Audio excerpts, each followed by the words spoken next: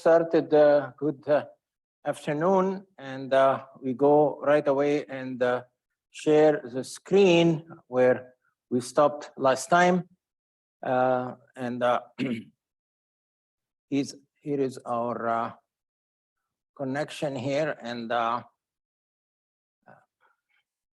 we want today, the goal is to finish up the chapter 2 and then start on safety definitions and terminology, and that would be of interest to you in particular, hopefully today. Natural disasters, as I suggested, influence the way we design our engineering structures, and we suggested that there are different scales on which we measure the intensity of the results or the consequences, to be more exact, of different natural phenomena, from earthquakes to even astral impacts to hurricanes to tornado. In the hurricane case, for instance, we have what we call the Saffir-Simpson scale that describes the intensity of hurricanes. We also mentioned the tornadoes and how they can be destructive. In that case, we have another scale named the Fujita-Pearson scale. What we do is that in a given location, we look historically at the highest level of a hurricane, tornado, or any earthquake, and then we design our structures accordingly in that case. Different types of tornadoes can be observed. If you observe them, there are the rope tornadoes, like some kind of wiggle, almost like a snake. If you, as I suggested, they are common in our area when it's very stormy. There is a cone tornado that has a very large base, and you would notice here that the wind rotation goes from the top to the bottom. So you'll find that at the bottom there is a centrifugal kind of throwing away the dirt on the ground. But if any structures are hit, they are decimated because the wind speed can reach 100 miles per hour. This is what they describe as wedge tornadoes. And some tornadoes even occur with multiple vortices. You could see this one having two vortices and that come in from the same cloud. And sometimes they occur in a pair, two satellites tornadoes, which suggests that this is something that in a way similar to what happens on the surface of the sun. When you look at sun flares, you will notice that they always occur in pairs, meaning that on the surface of the sun, there is some kind of a magnetic field that goes out and then comes back again. I wonder whether this is an explanation for those satellite tornadoes. Somebody would relate it to the magnetic field of the Earth. When tornadoes happen on water surfaces, we gave them the name water spouts. This is off the coast of Jacksonville, Florida, and you could see somebody in a boat there. If they are hit by a tornado, it could be very destructive. Other natural phenomena are droughts, dust storms, and desertification. And I suggested that the United States suffered from the Dust Bowl in 1935. This would be a dust storm. You could see here almost a wall of dust coming and engulfing a whole city. Visibility is totally gone. And then you'll find that the dust gets into the lung of people. That was associated with droughts in that period of time, 1935. And it induced the migration from the Midwest here all the way from Oklahoma, Kansas, and so on into California. And it started really the population of California. This is one of those dust storms in Kansas in 1935. They still happen. This is Phoenix, Arizona in 2011 being hit by one of those dust storms. And in October 17th of 2015, you could see that we have better protection against those dust storms in our time right now. Desertification happens in some part of the world. You'll find that we have droughts in California right now. Lake Mead around Las Vegas, for instance, is almost getting empty of water. On the other hand, in some other parts of the world, you'll find that you get the opposite, lots of flooding. So this is a drought in Ethiopia. You could see their cattle there simply could not survive. And here is, it can hit us here in central Illinois. In 2012, you could see the corn crop there was decimated. And we have a bad crop of corn, in fact, this year. Those desertification can happen at different parts of the world in a more serious way. That's the Sahel region of Africa. You could see they had fires there, resulting also associated with the droughts, and that destroys, of course, their arable land in general. The opposite of droughts and dust storms is floods and mudslides. And you can have a situation like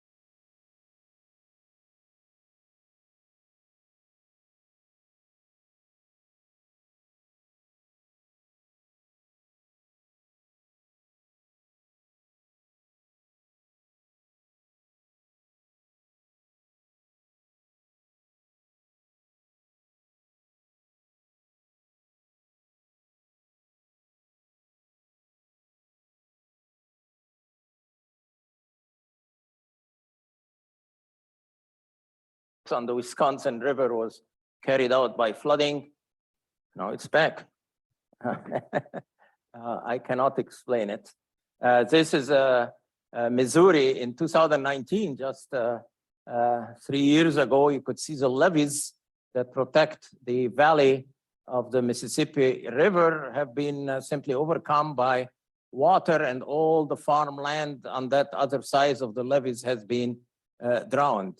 It can be disastrous. This is a farm where the bins that are storing grain, corn, or soybeans, you could see here, has been totally collapsed. And the whole farmstead is surrounded by water. These are the large silos that you could see here around town on farms. Imagine all that food supply here that has been destroyed out in flooding. Sometimes what we worry about in flooding is the collapse of dams. And that can be very devastating to the people who would have helped build their homes. Like look here, for instance, a bus, in fact, and homes built down from behind under a dam. And if the dam fails, like in 19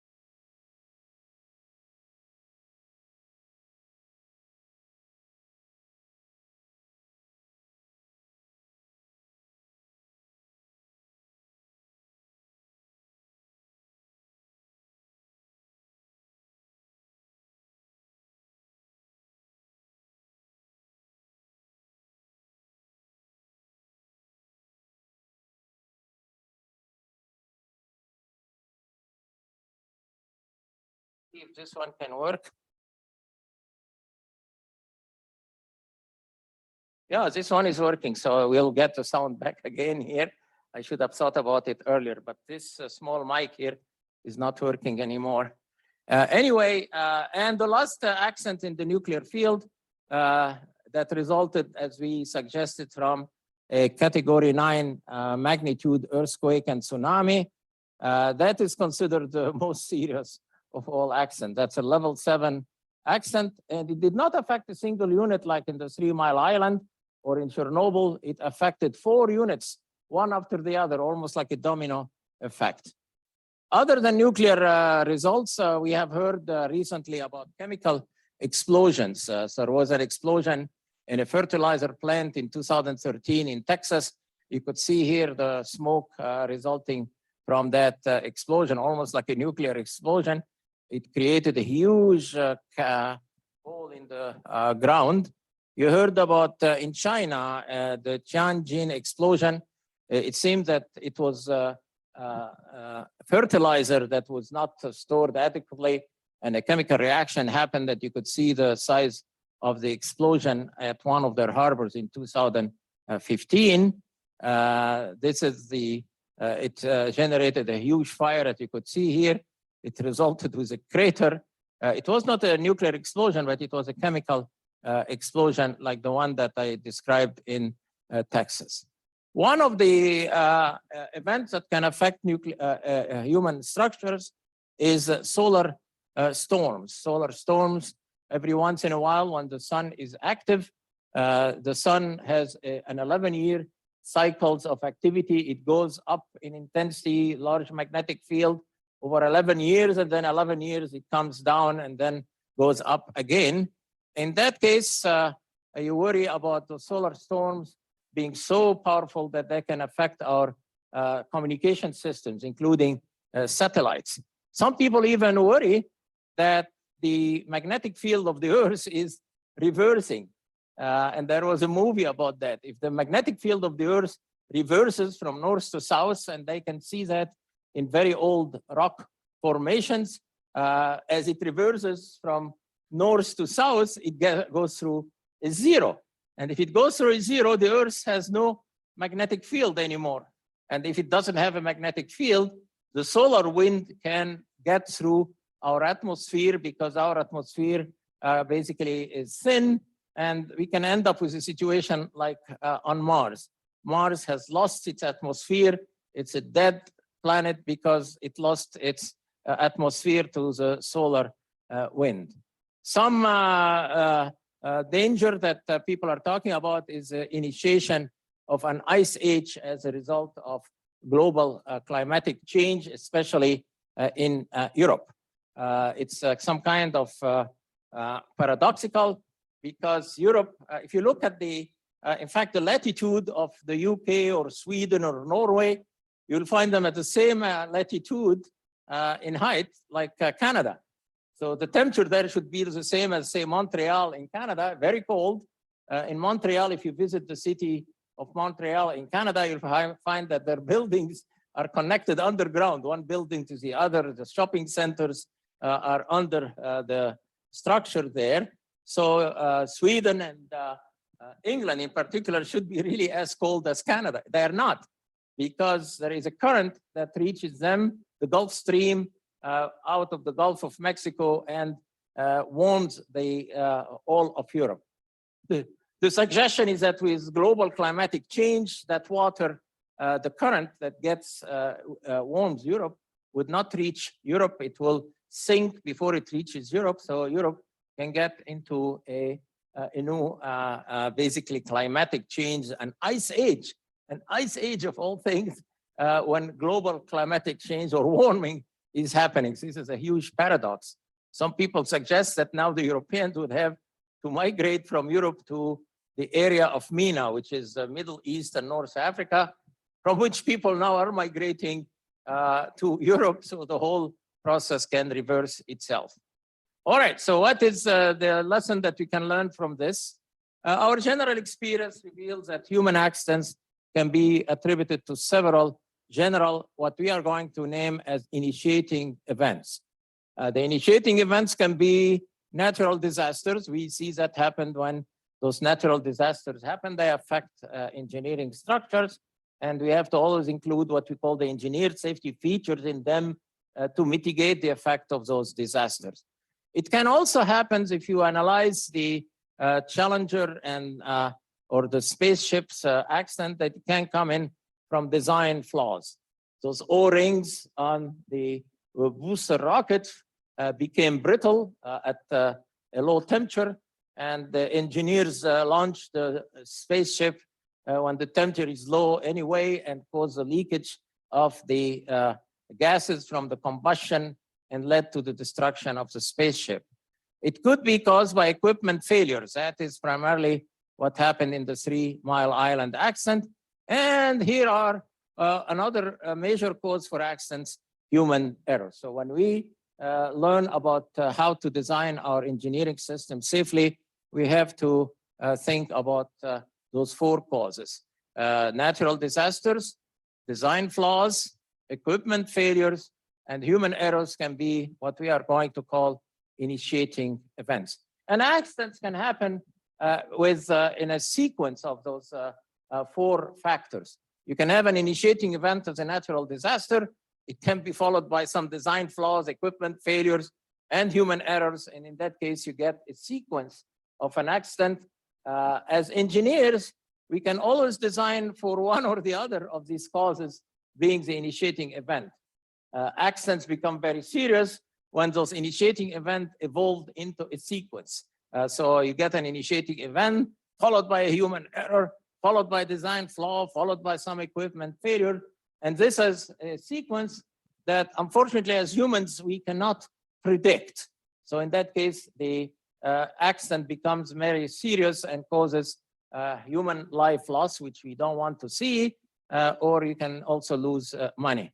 And the history of technology, severe accidents in some cases meant a total disavowment of the technology. The Hindenburg is an example, the Zeppelin balloon ship, or dirigible to be exact. The Titanic also was another technology that was totally disavowed when those accidents happened. Luckily for us, it didn't happen for nuclear energy. The sinking of the Titanic meant the end of the era of large ocean liners. The Hindenburg Zeppelin accident meant the end of air transportation using lighter than air dirigibles. Unlike these, it seems that nuclear generation has continued to be used in the United States after the 3 Mile Island accident. So it did not end up the technology.